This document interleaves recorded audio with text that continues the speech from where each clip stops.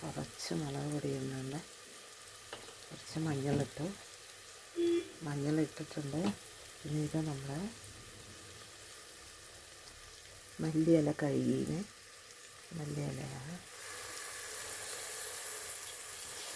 നമ്മുടെ പുതിനയാണ്, ഇത് പുതിനയാണ്. അല്ല, ഇത് പുതിനയാണ്.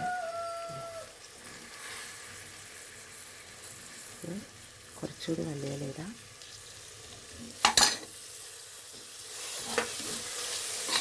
നന്നായി ഒന്ന് ആക്കി കൊടുക്കാം.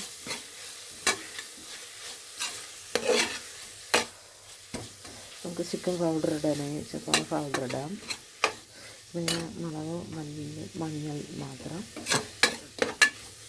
ചിക്കൻ പൗഡർ ഇടാം. കുറച്ച് ചിക്കൻ മസാല ഇടാം. കുറച്ച് വെള്ളം ഉപ്പിട്ട് നമുക്ക് ഏതൊക്കെ കല്ലുപ്പാണെങ്കിൽ കല്ലുപ്പിടാം.